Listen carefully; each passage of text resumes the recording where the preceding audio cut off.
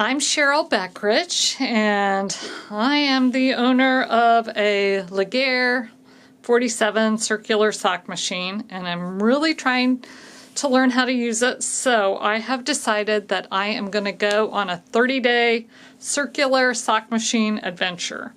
And I'm going to make something every day, and I'm going to record it, and you're going to see what happens, all the mess ups. This will not be a perfect video or really even a how-to video, though you might learn something from it, and I'm hoping that I learned something from it. So I'm going to start off. We're going to make a baby hat with a hung hem, and we're going to use a ripcord to separate the waste yarn from the project yarn. So the first thing that we have to do is hang the setup bonnet onto the machine. I've got 64 stitch cylinder, and this setup bonnet has 32 loops on it, so you put them on every other hook. And I'm just going to go around the machine and do that, and then we'll start in with our waste yarn. I probably will fast forward through part of this or cut part of this out so you don't have to sit here and watch me do the same thing over and over again.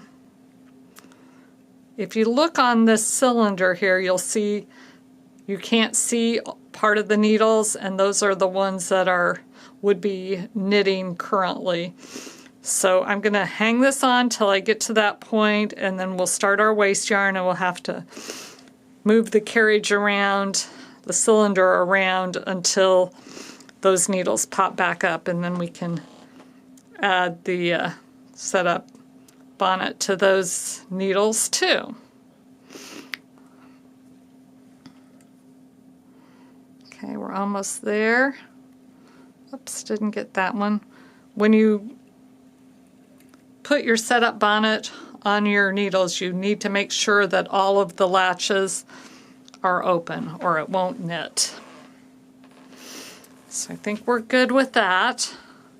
Got my waste yarn here, and I'm going to put it into my yarn carriage.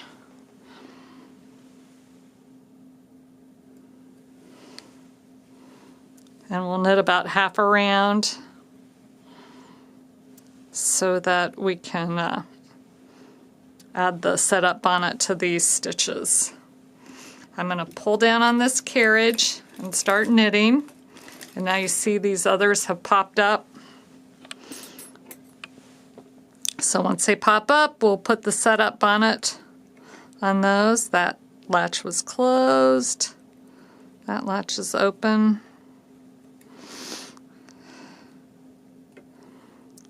All right.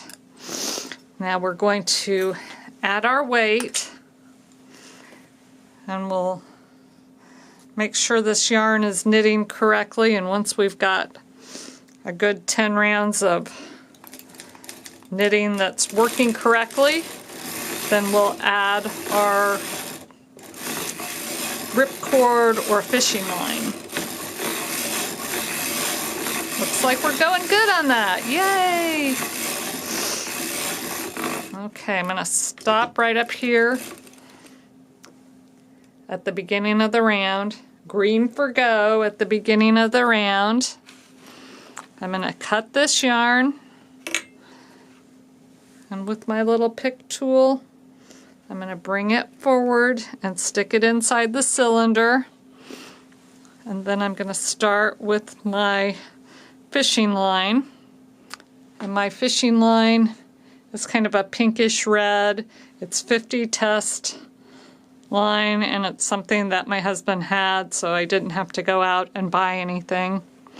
It comes in different colors. You need to have, I don't know if the exact weight is really all that important, but you do need to have something that contrasts so that you can see it. So we're going to start that. And I did not thread this through my mast because it's just a short section. And by the time you get halfway around, it's out of the mast anyway, so I just kind of hold on to that as I go around. And here we are past the first needle. I went one stitch too far, but that's okay. It will still work. Now we're going to attach, excuse me, going to attach our project yarn. Don't step on it. That's what I just did.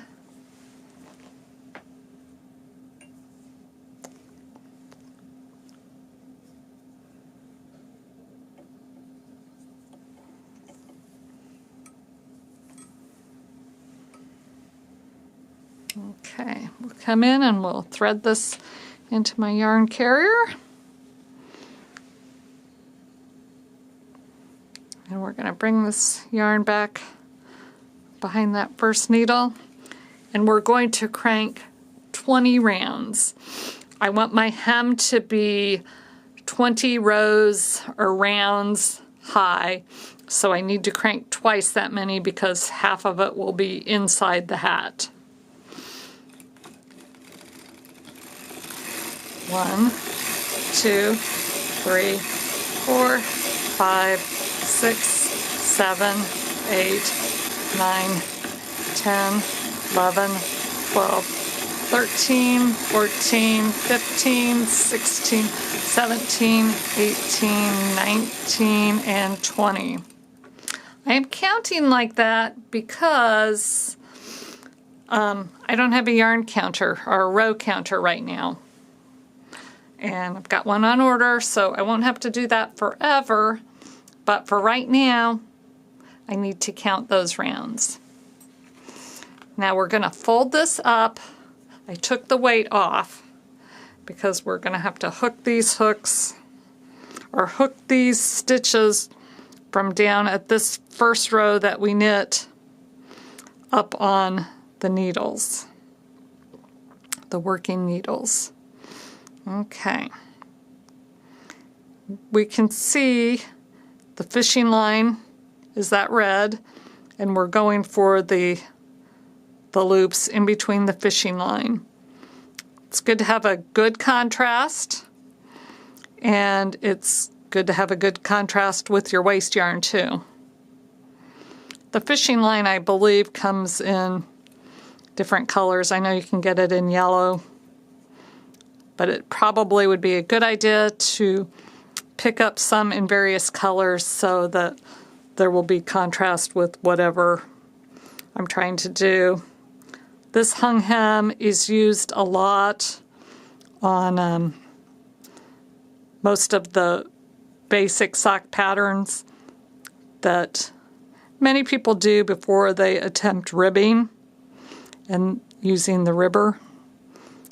So that's probably what I will do, because I need to learn how to do the basics before I move on to the more advanced.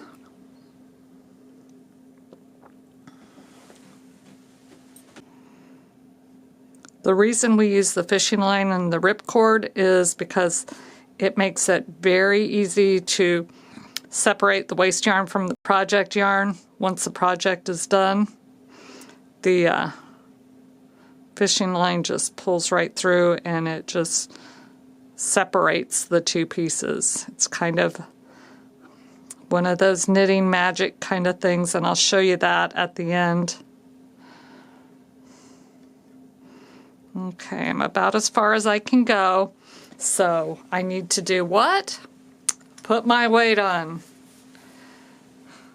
I'll hook that onto the bottom of my setup bonnet. It has a ring, like a key ring at the bottom.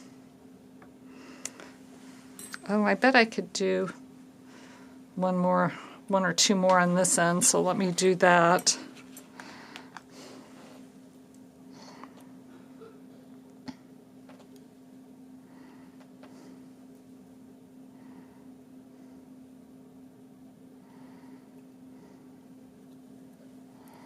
Okay. Now, don't crank until you have the weight on. I am going to have to tell myself that over and over and over again. And this first round after you hook things up, you just have to be careful not to lose any stitches. So I tend to go really slowly on that round.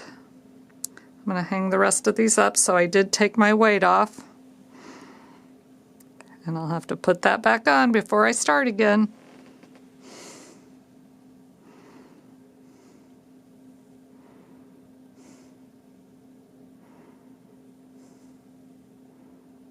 Well, I think I didn't pick the right one. I think I needed this one. That one.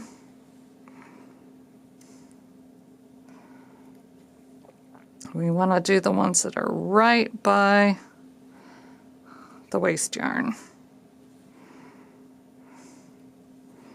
Okay, those all look good. All of my latches are open. I'm going to put this back on.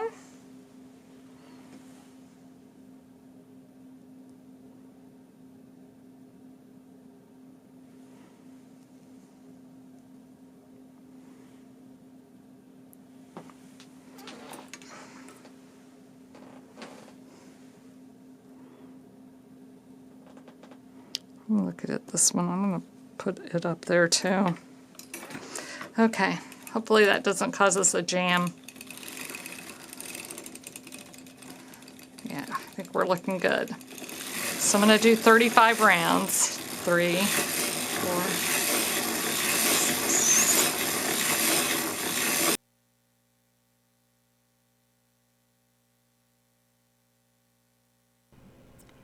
One more challenge with this video.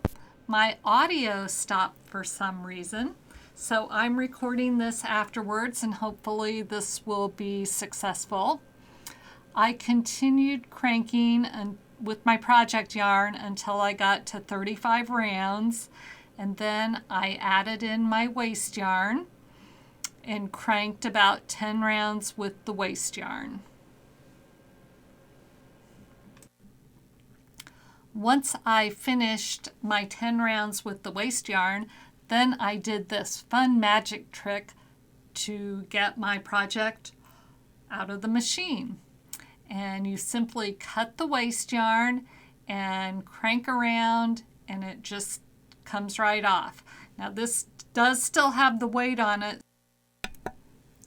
It does still have the weight on it, so you need to make sure you're holding on to your project when you crank around, or you will drop that weight on your foot and that will not be fun, or you'll dent your floor.